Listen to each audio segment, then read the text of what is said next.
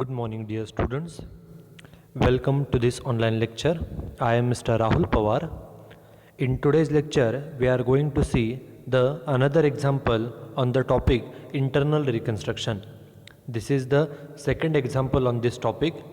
In the previous lecture, we have seen the first example of this particular topic.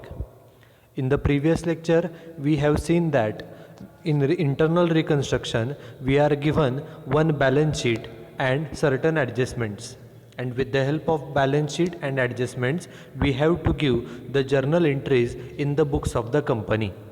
आपण पाठीमागच्या लेक्चरमध्ये internal reconstruction यावरील पहिले example पाहिलेलं आहे. त्यामध्ये आपण पाहिलं की आपल्याला एखाद्या कंपनीची बॅलन्स शीट दिली जाते, काही ॲडजस्टमेंट्स दिल्या जातात आणि त्याच्या साह्याने आपल्याला त्या कंपनीच्या बुक्स ऑफ अकाउंट्समध्ये जर्नल एंट्रीज कराव्या लागतात. In this particular lecture, we are going to see the second example on this particular topic. Okay, so let's start with this particular example. This is example number 2 on internal reconstruction. Read the example carefully. Following is the balance sheet of Navin Limited as on 31st March 2014. This is the first sentence of this example. In this sentence, two things are important. First thing is the name of the company is Navin Limited and we are given the balance sheet as on 31st March 2014. कंपनीचं नाव नवीन limited आहे आणि जी balance sheet आपल्याला दिलेली आहे ती 31 March 2014ची आहे. Now we will read the balance sheet. First we will see the asset side of the balance sheet. First asset is building amount 23,75,000. Second asset is machinery, amount is 8 lakh. Third asset is goodwill, 3 lakh. Fourth asset is stock, 3,50,000. Fifth asset is debtors, 2,25,000. Next is preliminary expenses, 2,50,000. And last, profit and loss account, 7,50,000. It is our duty to read the first asset side of the balance sheet. And after reading the asset side, now we have to identify the intangible assets and fictitious assets. आपण balance शीटची asset side वाचल्यानंतर त्यामधून पहिल्यांदा आपल्याला intangible asset, we know that goodwill is an intangible asset, and the last two asset namely preliminary expenses and P&L account, these two are the fictitious assets. Why we have to identify the fictitious assets and intangible assets? It is because in internal reconstruction, the intangible assets and fictitious assets are written off. आपण जे internal रिकन्स्ट्रक्शनचं example पाहिलं त्यामध्ये आपण पाहिलेलं आहे की ज्या assets आहेत त्यापैकी ज्या इंटँजिबल असेट्स आहेत, मग ते गुडविल असेल किंवा पेटेंट असेल, ज्या फिक्टिशियस असेट्स आहेत, फिक्टिशियस असेट्समध्ये काय काय येतं, अंडर रायटिंग कमिशन असेल, प्रिलिमिनरी एक्सपेन्सेस असेल, डिस्काउंट ऑन शेअर्स असेल, डिस्काउंट ऑन डिबेंचर असेल किंवा P&L अकाउंटचा बॅलन्स असेल, these are the fictitious assets. And in internal reconstruction, the fictitious assets and intangible assets are written off. For that purpose, firstly, we have to identify the fictitious assets and intangible assets from the asset side. त्यासाठी आपल्याला asset side वाचून त्यापैकी intangible asset कोणत्या आणि fictitious assets कोणत्या ह्या आपल्याला ओळखाव्या लागतात. ओके, त्याप्रमाणे दोन फिक्टिशियस असेट्स आहेत, प्रिलिमिनरी एक्सपेन्सेस आणि P&L अकाउंट, आणि एक इंटँजिबल असेट आहे ती म्हणजे गुडविल. सर्वात शेवटच्या जर्नल एंट्रीमध्ये या तिन्ही असेट्स आपल्याला राईट ऑफ कराव्या लागणार आहेत. This is the asset side of the balance sheet. Now see the liability side.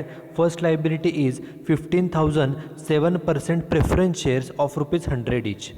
Okay, here the number of preference share is 50,000 and one preference share is of ₹100 each.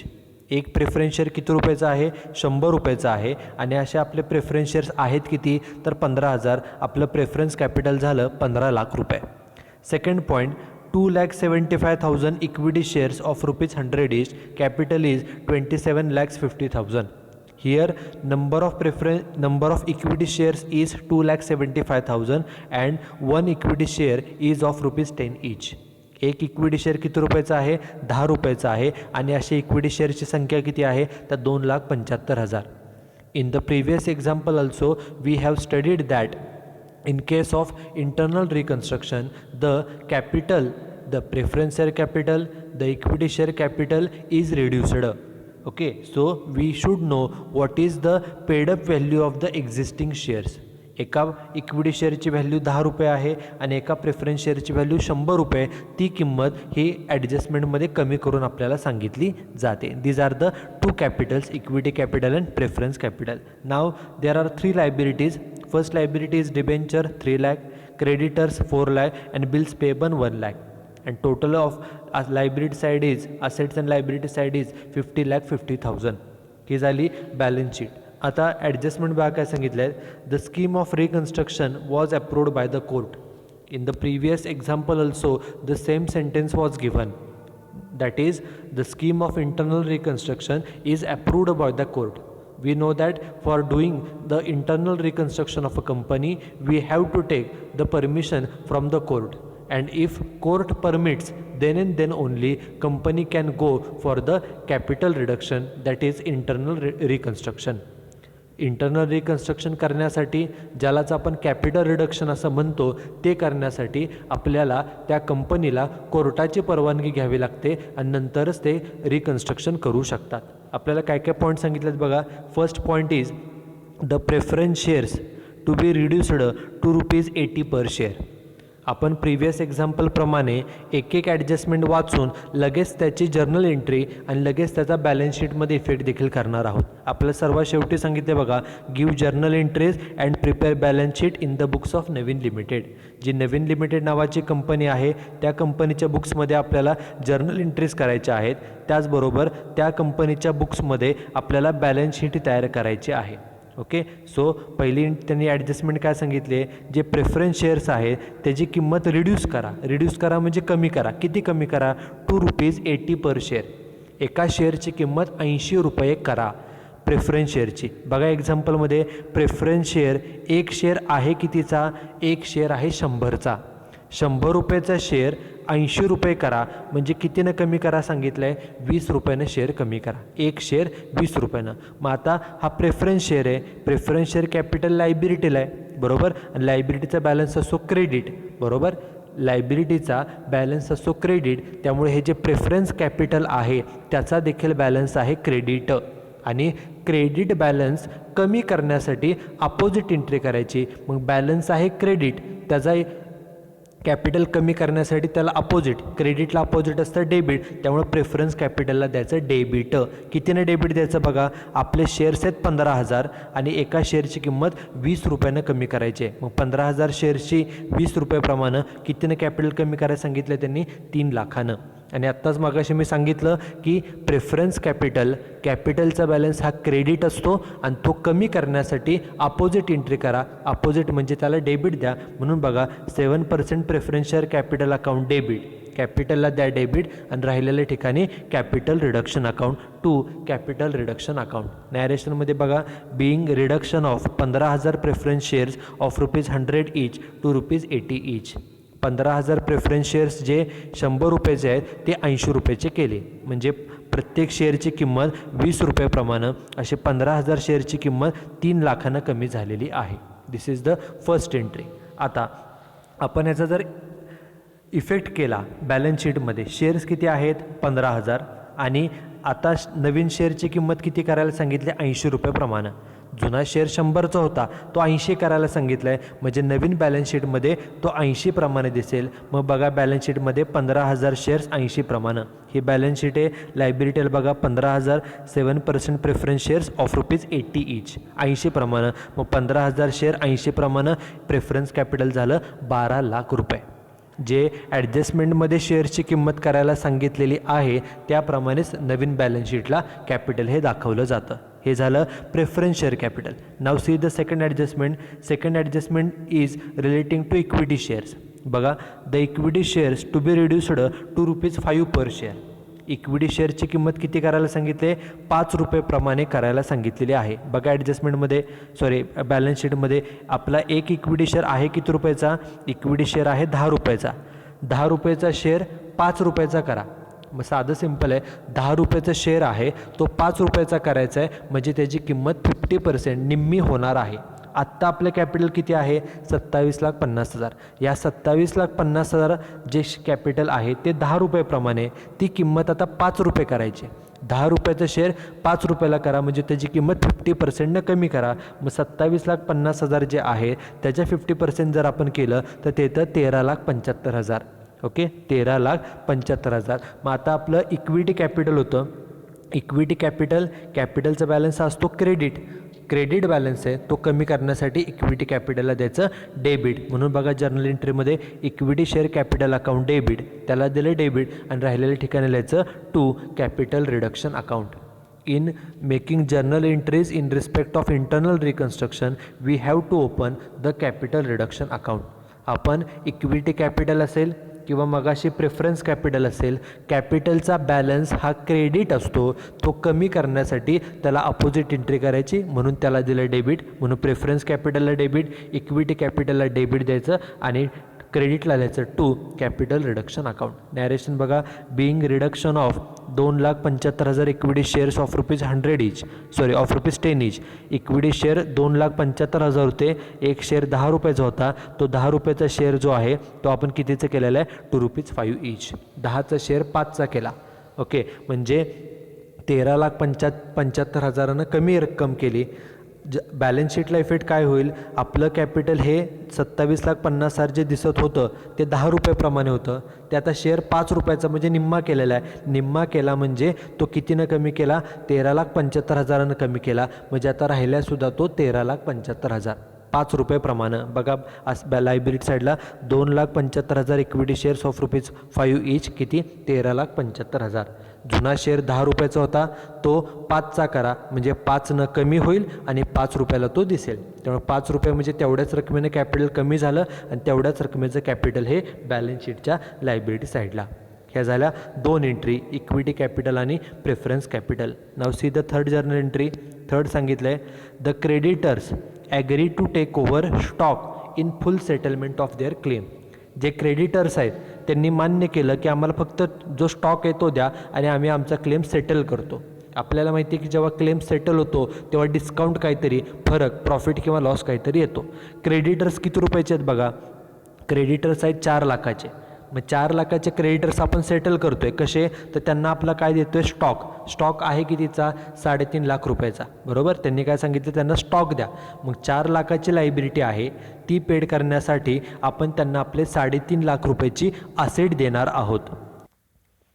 Okay, म्हणजे creditors liability 4 लाखाची paid होईल, म्हणजे liability निघून जाईल आणि आपला जो asset आहे 3.5 लाखाची ती असेटसुद्धा आपण त्यांना देणार, म्हणजे आता स्टॉक राहणार नाही. 3.5 लाखाचा स्टॉक हा निघून जाणार आहे. मग आता जर्नल एंट्री कशी करायची, क्रेडिटर्स 4 लाखाचे आहेत, क्रेडिटर्स ही आपली लायबिलिटी आहे, लायबिलिटीचा बॅलन्स असतो क्रेडिट. मग आता ही लायबिलिटी निघून जाणार, मग ते काढून टाकण्यासाठी त्याला अपोजिट इफेक्ट द्यायचा. क्रेडिटर्स ही लायबिलिटी आहे, त्याचा बॅलन्स आहे क्रेडिट, मग तो कमी करण्यासाठी क्रेडिटर्सला द्यायचं डेबिट, म्हणून क्रेडिटर्स अकाउंटला दिलं डेबिट. बघा क्रेडिटर्स अकाउंट डेबिट, क्रेडिटर्स होते किती बघा, क्रेडिटर्स होते 4 लाखाचे, म्हणून क्रेडिटर्स अकाउंटला दिले डेबिट 4 लाख. हे एक. आता त्यांना आपण काय दिले, तर आपल्या कंपनीचा स्टॉक दिला आहे. स्टॉक ही आपली ॲसेट आहे आणि ॲसेटचा बॅलन्स कोणता असतो, तर ॲसेटचा बॅलन्स हा डेबिट असतो. ॲसेटचा बॅलन्स डेबिट आहे आणि आपण ही ॲसेट त्यांना दिली म्हणजे आपल्याकडची ॲसेट गेली, ॲसेट कमी होणार आहे आपल्याकडचे. मग ॲसेटचा बॅलन्स डेबिट आहे, तो कमी करण्यासाठी त्याला द्यायचं क्रेडिट. म्हणून बघा स्टॉक किती आहे 3,50,000, त्याला दिलं क्रेडिट. बघा टू स्टॉक किती 3,50,000. ओके, आता प्रॉफिट झाला का लॉस, 4 लाखाची असेट होती, लायबिलिटी होती, ती पेड करण्यासाठी आपण 3.5 लाख रुपये दिले, म्हणजे किती कमी दिले 50,000. हा प्रॉफिट आहे, तो ट्रान्सफर करायचा कॅपिटल रिडक्शन अकाउंटला. एखादी असेट असेल किंवा एखादी लायबिलिटी असेल, ती सेटल करून, ती पेड करून किंवा ती विकून प्रॉफिट होऊ किंवा loss, it is transfer to capital reduction account. In this case our liability for creditors is ₹4 lakhs. And we have settled this liability by giving them asset of ₹3,50,000. 4 लाखाची liability paid करण्यासाठी आपण 3.5 लाखाची asset दिली आणि account settle केलं, म्हणजे 50,000 कमी दिले. हा आपला प्रॉफिट आहे आणि this profit is transfer to capital reduction account. हा प्रॉफिट आहे आणि प्रॉफिट आहे प्रॉफिट म्हणजे नॉमिनल अकाउंट. नॉमिनल अकाउंटचा नियम credit the incomes and gains. Gain म्हणजे प्रॉफिट, आपल्याला प्रॉफिट झाला तर त्याला क्रेडिट द्या, हा प्रॉफिट आहे म्हणून कॅपिटल रिडक्शन अकाउंटला आलेला आहे क्रेडिट. ओके, नॅरेशन बघा. Being stock taken over by creditor in full settlement of their claim. जे स्टॉक आहे तो क्रेडिटर्सने टेकन ओव्हर केला आणि त्यांचं अकाउंट हे सेटल केलं. आता एक होती लायबिलिटी क्रेडिटर्स आणि दुसरी असेट होती. ओके, आपण लायबिलिटी पेड केली, त्यासाठी आपण त्यांना आपला स्टॉक दिला, म्हणजे क्रेडिटर्स आता पेड झाले आणि स्टॉक पण निघून गेला. त्यामुळे नवीन बॅलन्स शीटला हे दोन्हीही येणार नाहीत. बघा इथं कुठेही क्रेडिटर्स नाही आहे आणि असेट साईडला कुठेही स्टॉक नाही, कारण स्टॉक त्यांना दिला म्हणजे स्टॉक गेला आणि क्रेडिटर्स पेड केले, त्यामुळे आता क्रेडिटर्स येणार नाही. त्यामुळे बॅलन्स शीटला क्रेडिटर्स आणि स्टॉक येणार नाही. हे झाले third adjustment. Fourth adjustment is value of building is increased by ₹25,000. बिल्डिंगची किंमत 25,000 वाढवा. बरोबर, मग बिल्डिंग ही असेट आहे. असेटचा बॅलन्स काय असतो? डेबिट असतो. बरोबर, मग असेटचा बॅलन्स डेबिट असतो आणि तीच 25,000 वाढवायला सांगितलेलं आहे. मग वाढवण्यासाठी बॅलन्स जो आहे त्याच ठिकाणी इफेक्ट केला जातो. बिल्डिंग 25,000 वाढवा. बिल्डिंग ही आपली असेट आहे आणि असेटचा बॅलन्स हा डेबिट असतो. मग हाच डेबिट बॅलन्स वाढवण्यासाठी पुन्हा त्याला डेबिट दिलं जातं. म्हणून बिल्डिंग 25,000 वाढवायचे म्हणून बिल्डिंग अकाउंटला दिलं डेबिट. बिल्डिंग अकाउंट डेबिट 25,000, एकाला डेबिट आणि टू कॅपिटल रिडक्शन अकाउंट 25,000. इथं सुद्धा कॅपिटल रिडक्शनला 2 म्हटलं आहे, म्हणजे क्रेडिट का दिलं आहे? कारण आपल्या असेटची किंमत 25,000 वाढली, हा फायदा आहे. फायदा झाला, फायदा म्हणजे नॉमिनल अकाउंट आणि नॉमिनल अकाउंटचा नियम असतो credit the incomes and gains. Gain म्हणजे प्रॉफिट, फायदा झाला की त्याला काय द्या? क्रेडिट, आणि हा फायदा ट्रान्सफर करायचा कॅपिटल रिडक्शन अकाउंटला. मगाशी सांगितल्याप्रमाणे whenever there is a profit or loss on revaluation of asset or liability. या ठिकाणी असेटची किंमत वाढलेली आहे, काही वेळा असेटची किंमत कमी होते. असेटची किंमत वाढू किंवा कमी हो, जो काय प्रॉफिट किंवा लॉस असेल it is transfer to the capital reduction account. इथं कॅपिटल रिडक्शनला क्रेडिट आलं कारण हा प्रॉफिट आहे. ओके, प्रॉफिट आहे. नॉमिनल अकाउंटचा नियम credit the incomes and gains. Gain म्हणजे प्रॉफिट झाला की त्याला क्रेडिट, म्हणून इथं कॅपिटल रिडक्शनला क्रेडिट आलं आहे.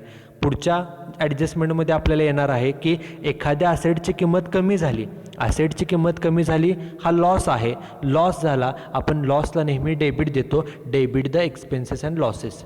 लॉसला डेबिट देतो म्हणून कॅपिटल रिडक्शनला डेबिट येणार आहे. ते आपण पुढे बघूया. याची नॅरेशन बिल्डिंगची किंमत 25,000 वाढली. Narration being increase in the value of building.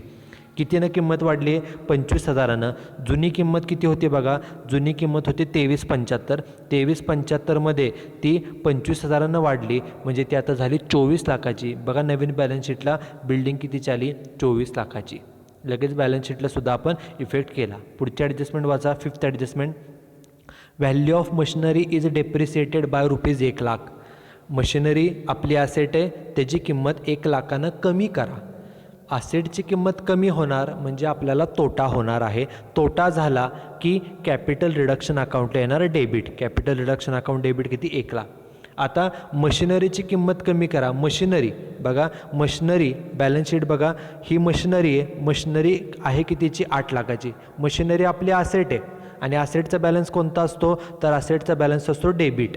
मग डेबिट बॅलन्स आहे तो 1,00,000 कमी करा. कसा कमी करायचा? त्याच्या अपोजिट इफेक्ट करायचा. मशिनरीचा बॅलन्स हा डेबिट आहे, तो कमी करण्यासाठी मशिनरीला द्यायचं क्रेडिट. म्हणून बघा टू मशिनरी अकाउंट. मशिनरीला दिलं क्रेडिट किती? 1,00,000. नॅरेशन बिंग रिडक्शन किंवा बिंग डेप्रिसिएशन ऑन मशिनरी.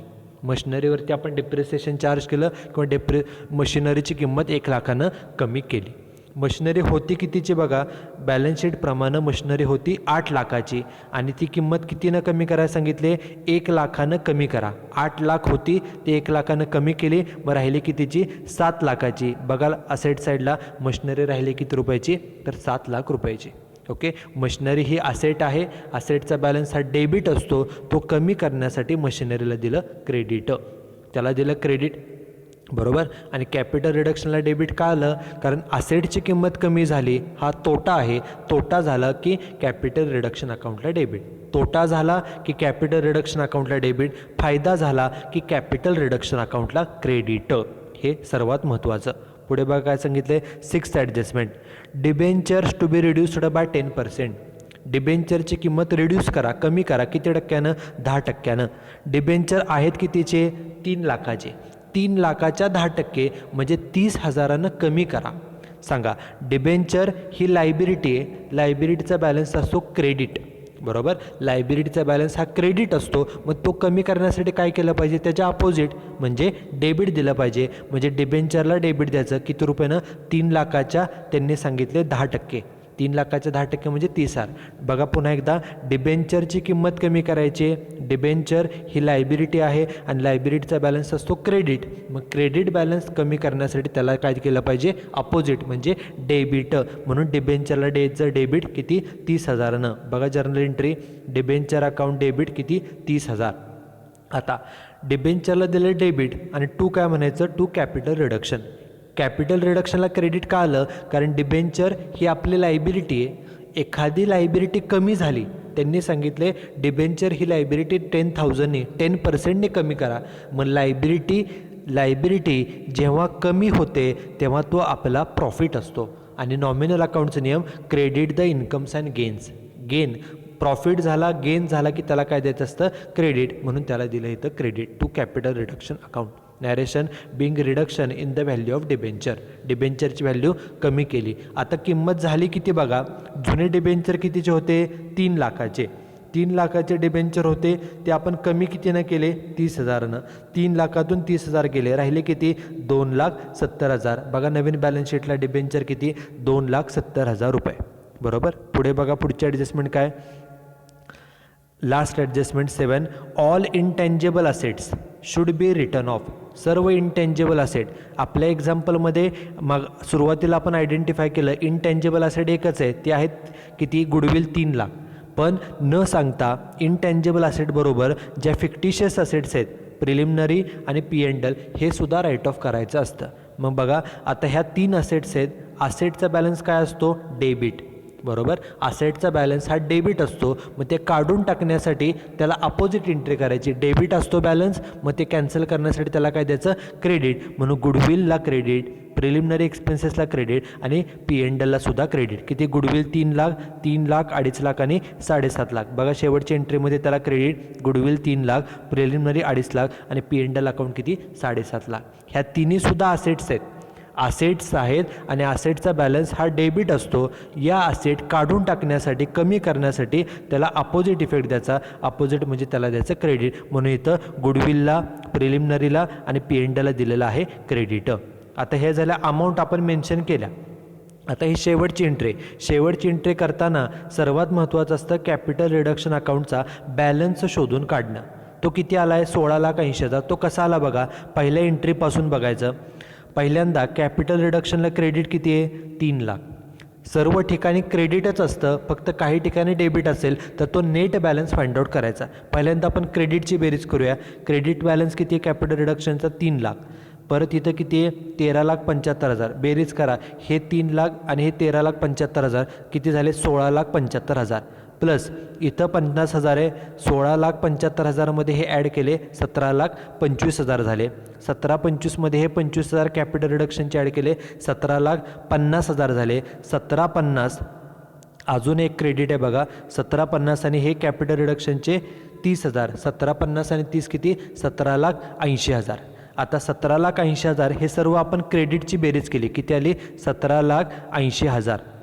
हे सर्व आपण कशाची बेरीज केली? पुन्हा एकदा बघा, ज्या ज्या ठिकाणी कॅपिटल रिडक्शनला क्रेडिट आहे बघा, हे 3 लाख क्रेडिट आहे, इथं पण कॅपिटल रिडक्शनला क्रेडिट आहे 13,75,000, इथं पण क्रेडिट आहे 50,000, इथं पण कॅपिटल रिडक्शनला क्रेडिट आहे.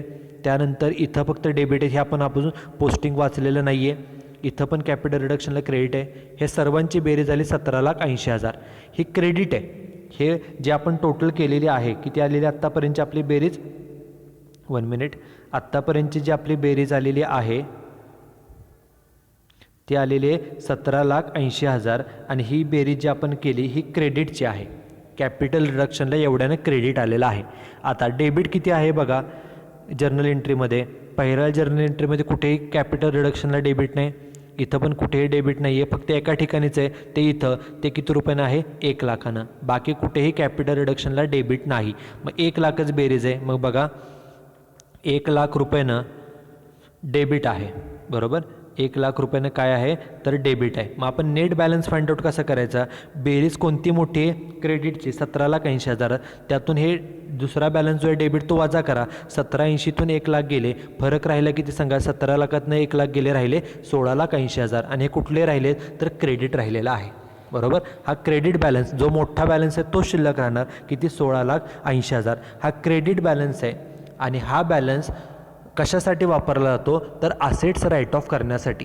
ज्या फिक्टिशियस असेट्स आहेत, P&L account, preliminary expenses, under writing commission किंवा इनटँजिबल असेट, गुडविल, पेटेंट, ह्या राईट ऑफ करण्यासाठी हा बॅलन्स वापरायचा. हा बॅलन्स क्रेडिट आहे. हा वापरण्यासाठी, असेट राईट ऑफ करण्यासाठी वापरायचा. म्हणून जो क्रेडिट आहे त्याला अपोजिट एंट्री करायची, म्हणून त्याला दिलं कॅपिटल रिडक्शनला डेबिट. किती रुपये बघा? जे आपण अमाऊंट शोधून काढले 16,80,000. म्हणजे ही इंटरनल रिकन्स्ट्रक्शनची स्कीम वापरल्यानंतर एकूण आपला कॅपिटल रिडक्शनमध्ये बॅलन्स आहे 16,80,000, बरोबर. मग यातून हे 3 लाख गेले, हे 2.5 लाख गेले, हे 7.5 लाख गेले. फरक किती राहिला? तर फरक राहिला 3,80,000. तो ट्रान्सफर केला जातो कॅपिटल रिझर्वला. ओके, हा फरक आहे, म्हणून ह्याला म्हटलं बॅलन्सिंग फिगर. ही फक्त कॅपिटल रिडक्शनची अमाऊंट शोधून काढणं सर्वात महत्त्वाचं आहे. त्यासाठी फक्त ही टेक्निक लक्षात ठेवायची. पहिल्यांदा सर्व जर्नल एंट्रीमध्ये कॅपिटल रिडक्शनला क्रेडिट किती ठिकाणी दिले, ओके, त्याची बेरीज करायची. क्रेडिट किती आहे त्याची बेरीज केली, ती आपली 17,80,000 आलेली. त्यानंतर बघायचं कॅपिटल रिडक्शनला डेबिट किती रुपयानं आले, ते एकदाच आले 1 लाखानं. मग ते लिहायचं आणि नंतर फाइंड आउट करायचं की नेट बॅलन्स 17,80,000 आणि 1 लाख मोठी रक्कम आहे क्रेडिटची 1780, त्यातनं डेबिट वजा करा, 1 लाख वजा केला, राहिले किती? 16,80,000. 16,80,000 हा क्रेडिट बॅलन्स आहे, तो कॅन्सल करण्यासाठी त्याला द्यायचं डेबिट, म्हणून कॅपिटल रिडक्शनला दिलं डेबिट 16,80,000. त्यामधून ह्या सर्व ज्या असेट्स राईट ऑफ केलेल्या आहेत, फिक्टिशियस असेट, इंटँजिबल असेट, त्या वजा केल्या, वजाबाकी राहिले किती? फरक राहिला 3,80,000. तो ट्रान्सफर करायचा कॅपिटल रिझर्वला आणि त्याला म्हणायचं बॅलन्सिंग फिगर. आपल्याला माहिती आहे आपण कॅपिटल रिझर्व असेटला दाखवतो का लायबिलिटीला? तर लायबिलिटीला 3,80,000. बघा कॅपिटल रिझर्व लायबिलिटीला 3,80,000. आता नॅरेशनमध्ये काय लिहायचं की कॅपिटल रिडक्शनचा जो बॅलन्स होता तो आपण ह्या असेट्स राईट ऑफ करण्यासाठी वापरला. बघा, being utilisation of capital reduction account to write off intangible and fictitious assets. ज्या इंटँजिबल असेट्स आहेत, ज्या फिक्टिशियस असेट्स आहेत, त्या राईट ऑफ करण्यासाठी आपण तो बॅलन्स वापरला, बरोबर. सर्व जर्नल एंट्री झालेल्या आहेत. ॲडजस्टमेंट झाल्या की जर्नल एंट्री झाल्या. आता जुनी बॅलन्स शीट पाहायची, त्यापैकी कशाचं पोस्टिंग राहिलं आहे का एवढंच फक्त खात्री करा. लायबिलिटी साईड बघा, प्रेफरन्स कॅपिटलचं पोस्टिंग बॅलन्स शीटला झालं आहे, इक्विटीचं पोस्टिंगसुद्धा झालेलं आहे. जे डिबेंचर होते त्याचं पोस्टिंग आपण ऑलरेडी केलेलं आहे, बरोबर. बघा डिबेंचरचं पोस्टिंगसुद्धा झालेलं आहे, बॅलन्स शीटला डिबेंचरसुद्धा आलेले आहेत, इक्विटी, प्रेफरन्स, डिबेंचर सर्व आलेलं आहे. आता राहिलं आहे काय? फक्त जे क्रेडिटर्स होते ते आपण सेटल केलेले आहेत, त्यांना स्टॉक दिलेला आहे आपल्या कंपनीचा, त्यामुळे ते सेटल झाले, ते आता येणार नाही. राहिलं फक्त बिल्स पेएबल, त्याची किंमत काय बदललेली नाही, तेव्हा आहे तशीच घ्या, 1 लाख रुपये. बघा लायबिलिटी साईडला बिल्स पेएबल 1 लाख रुपये, लायबिलिटी साईडला सर्व टिकमार्क आपल्या झालेल्या आहेत. आता असेट साईड जर आपण केअरफुली पाहिली, बिल्डिंगची किंमत 2375 होती आणि मशिनरीची किंमत 8 लाख होती. त्याच्या नवीन किमती आपण घेतलेल्या आहेत बघा, बिल्डिंग आणि मशिनरीच्या. बघा बिल्डिंगला टिक आहे आणि मशिनरीलासुद्धा टिकमार्क आहे. त्याच्यानंतर बिल्डिंग झाली, मशिनरी झाली, गुडविल आपण राईट ऑफ केले त्यामुळे येणार नाही. स्टॉक खोडला आहे कारण आपण क्रिएटर्सला स्टॉक देऊन टाकला, म्हणजे आता तो स्टॉक नाही आहे. प्रिलिमिनरी आणि P&L ऑलरेडी आपण राईट ऑफ केलेलं आहे. राहिलं फक्त एक डेटर्स 225, त्याची किंमत काही बदलली नाही, ते आहे तसंच घ्यायचं. डेटर्स असेटला किती? 2,25,000. ज्या असेटच्या किमती, असेट लायबिलिटीच्या किमती बदलल्या नाहीत त्या ॲज इट इज नवीन बॅलन्स शीटला घ्यायच्या. सर्व असेट झाल्या, लायबिलिटी झाल्या, बॅलन्स शीटची टोटल केली, दोन्ही बाजूची बेरीज किती? 33,25,000 रुपये. Okay, so this is how we prepare the balance sheet after implementing the scheme of internal reconstruction. And most importantly, the word and reduced is mentioned in the balance sheet. Okay, this is the second example on this particular topic. Here we have seen how to prepare the journal entries and how to prepare the balance sheet. You should write down this example and solution in your notebook. In the next lecture, we will see another example on the same topic. Okay, thank you very much.